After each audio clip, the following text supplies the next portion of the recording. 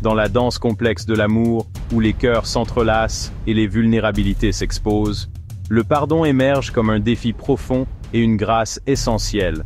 C'est un baume pour les âmes blessées, un pont sur les eaux troubles. Pardonner, c'est lâcher prise sur le ressentiment, permettant à l'amour de refleurir. Pourtant, le chemin du pardon est rarement facile. Il est souvent pavé de douleur, d'introspection et d'une volonté de choisir l'amour plutôt que la colère. Sophie et Marc étaient le portrait même de l'exubérance amoureuse de la jeunesse, leur rire résonnant dans les rues pavées de Paris.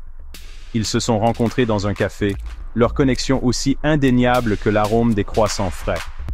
Les années ont passé, leur amour s'approfondissant à chaque saison. Mais la vie, comme souvent, leur a joué un mauvais tour. Marc, absorbé par le travail, est devenu distant, son attention diminuant. Sophie, se sentant négligée et invisible, s'est repliée sur elle-même, blessée. Le ressentiment, comme une mauvaise herbe, a commencé à empoisonner leur jardin d'amour, autrefois florissant. Sophie trouvait de plus en plus difficile de pardonner l'apparente indifférence de Marc. Chaque SMS sans réponse, chaque rendez-vous manqué, érodait les fondations de leur amour. Le poids de ces transgressions, réelles ou perçues, est devenu un lourd manteau qu'elle portait partout. Un après-midi pluvieux, Sophie est tombée sur une petite librairie nichée dans une rue calme.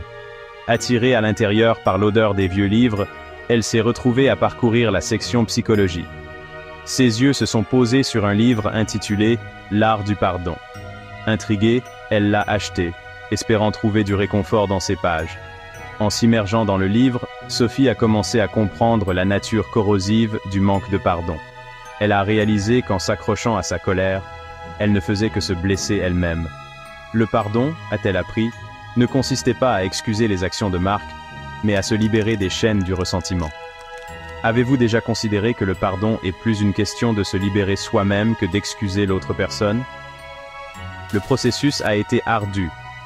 Sophie s'est débattue avec ses émotions, sa colère ressurgissant à des moments inattendus. Elle a commencé à tenir un journal, déversant sa douleur et sa frustration sur les pages. Lentement, elle a commencé à voir la situation du point de vue de Marc, reconnaissant ses propres luttes et insécurités. Un soir, avec un mélange d'appréhension et d'espoir, Sophie a décidé de parler à Marc. Elle a exprimé sa douleur, sa voix tremblant de vulnérabilité.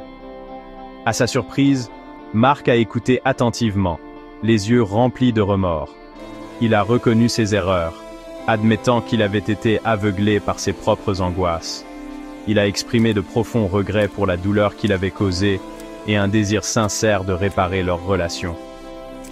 Dans ce moment d'honnêteté brute, le pardon a fleuri entre eux. Ce n'était pas un seul grand geste, mais une série de petites attentions, de compréhension et d'un engagement partagé à reconstruire leurs liens. Sophie a réalisé que le pardon n'était pas une destination, mais un voyage, un choix continu de choisir l'amour plutôt que la colère. Quelles petites mesures pouvez-vous prendre aujourd'hui pour commencer votre propre cheminement vers le pardon? Le pardon, Sophie l'a appris, n'est pas un signe de faiblesse, mais un témoignage de la force du cœur humain. C'est un cadeau que nous nous faisons à nous-mêmes, une libération des chaînes du passé. Il permet à l'amour de respirer à nouveau, de guérir les vieilles blessures et de créer un espace pour que quelque chose d'encore plus beau puisse pousser à sa place. Dans la tapisserie de l'amour, le pardon est le fil d'or qui répare les cœurs brisés et tisse les fils fragiles de la connexion humaine.